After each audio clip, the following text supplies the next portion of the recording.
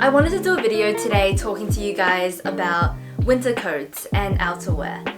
For me, my coats are on heavy rotation. I wear one every single day in the winter, and I just want to make sure that they're the kind of pieces that I can wear a ton over a winter and still have it look great for next year as well. Coats I'm going to share with you today come at varying price points, but there are a couple that is a little bit more pricey, just because a lot of them have natural fibers and have a lot of wool percentage.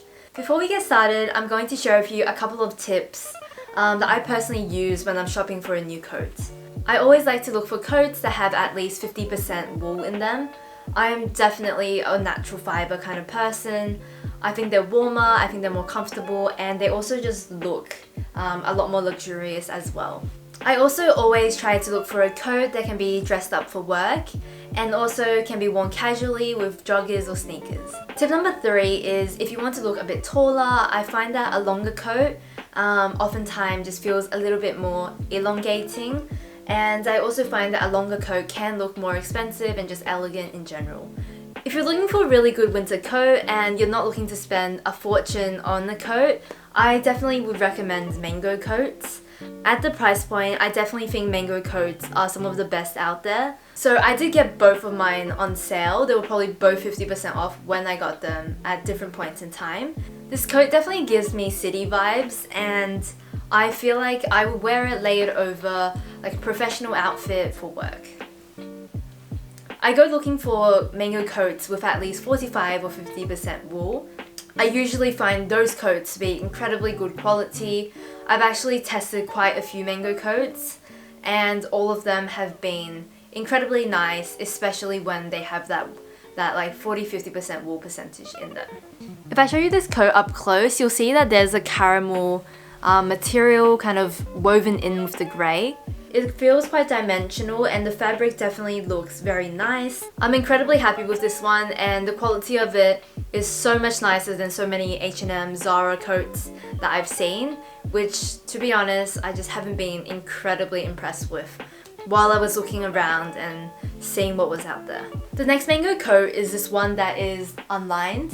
And it's quite a light material, and this one is quite oversized. So this coat has a handmade label on it, and it's also 50% wool. So if I just throw this one on, this one only comes in a small medium or a medium large, and I would definitely be a small medium, but this is a medium large, and I really just couldn't pass this one up. It's obviously just incredibly oversized, but it feels like a blanket that I could just wrap around me and go out in. I'm kind of doing this in price order, so the next one is from And Other Stories. So this coat is 62% wool, and it's a part of they call it like their premium collection, or they call it a premium wool that they're using for this. I noticed it has this sign on the inside, and it says Manteco. And this is a sign that I've seen on a lot of coats on the high street. I've seen them on like Zara and Mango coats as well. When I see this sign, I usually think this coat is a little bit higher in quality, because it does mean that this fabric is made from Italy in one of their factories. This coat was my favorite to wear when I was on holiday. It comes with 3 buttons here and then another tie. And once again, it's quite long, as you'll see in the cutaways. So this coat is definitely a thicker material. So there's 2 layers of wool material on the edge, and I think it's just to give the coat that nicer shape on the collar area. So for me, another reason I really like this coat is that it just looks so good when you wear it casually with sneakers, but at the same time it also feels incredibly fitting if you wear it to work. I find either way this coat feels very versatile. I would say it's quite an oversized fit, so if you want it to be slightly less oversized, you can size down. But otherwise, I really like how roomy it is. It just means you can layer without it ever feeling tight or restrictive at all. For me, because it has a lot of this stitching on the sides, it feels incredibly reminiscent of like a Max Mara coat or something a little bit more premium out there when they do their like really beautiful like double face coats. So that's another like design thing that I really like about this piece. So the next coat I'm going to talk about is this one from Petite Studios. This is the only shorter coat that I'm going to be sharing with you guys. So this one is currently 50% off when I last looked at the website. So it's now priced at $195 instead of like $390, and this is 100% wool. My one is in the extra small, and I think it fits me perfectly. So I have sized down for this, and definitely was a good decision.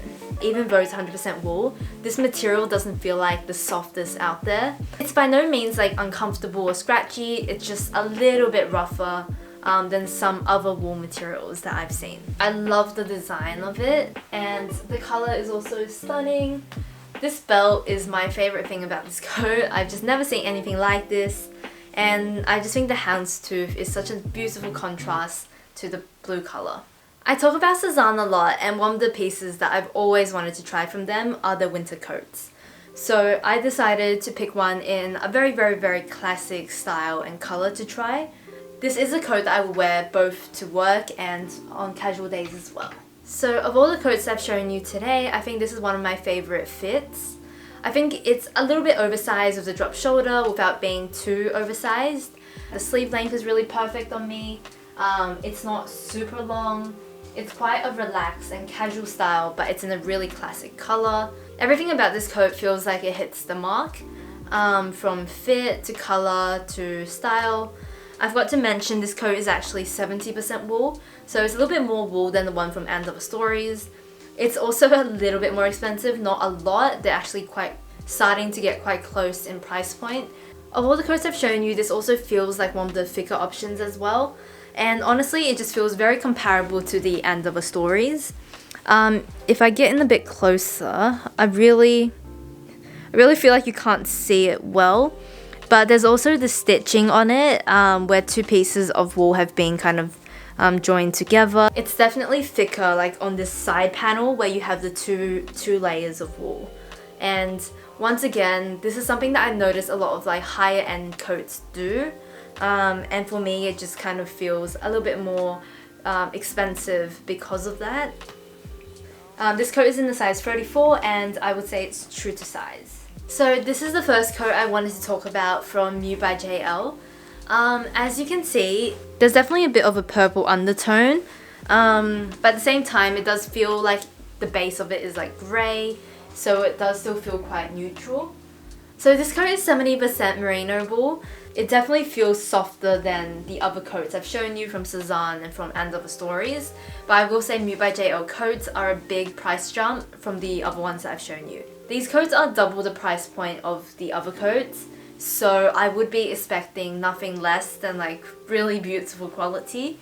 And I would say that it is. The merino wool feels incredibly soft. I do feel like maybe the sleeves are a little bit long on me, so that's something that I want to get tailored, because I think if they are being maybe like 2 or 3 centimeters shorter, this coat would feel like it fit me a little bit better. I think this coat is incredible for being 70% merino wool. I don't think I've come across a coat that has like merino wool on the high street ever, or at least like a large percentage of it. I just don't think I've seen that on the high street at all. So in that regard, like this material definitely feels so much more premium than anything else I've shown. For me in Australia, this would be the perfect coat, but I think if you live somewhere colder, you might need to kind of bundle up a little bit more on the inside. So both of the coats I have from them are half lined, so there's this lining with their logo on the top half and the bottom half is unlined. And for your reference, both of my coats are in the extra small size, and this one I feel like is a little bit oversized. I would definitely size down. The other one I think is more true to size. So of the two coats, I definitely think that I prefer the style of this one a little bit more. I just think this coat is so fun to wear. It has these little ties at the sleeves that are very cute. It has this really beautiful detail on the back that I really like. And as I've shown before, I just feel like the way that it's been cut at the bottom is also very elegant. It kind of comes to a nice V at the bottom, which just feels quite elongating. Both of these coats have like the flap at the back, so it moves nicely when you walk. This one is 80% merino wool and 20% cashmere, so I think the material on this coat is actually even more premium than the grey one. Both of these coats are not super heavy, but they just feel like top notch in terms of the quality. So final thoughts, I have picked out these coats because I really like all of them. I feel like out of these, Mango is definitely the best like value for money. I think the quality is great, lots of wool, it's really warm, and it's not too expensive, which is just really great to see on the high street. I think End of a Stories and Sezane, both great places to buy coats. I feel like I slightly prefer the style I picked out at End of a Stories, but I prefer the quality and the overall feel of the Sezane coat a little bit more. And then Mute by JL is twice the price of like Sezane and End of a Stories, but they are incredibly premium. I feel like if you got it in a style you liked, this is definitely the kind of coat you could wear for like 10 years, 20 years. It will just be in your wardrobe forever because the quality is just like top notch. So that's pretty much all my thoughts. I hope you guys enjoyed this video. Please subscribe to this channel if you want to see my videos pop up on your subscription feed. And otherwise, I'll see you guys next week. Bye!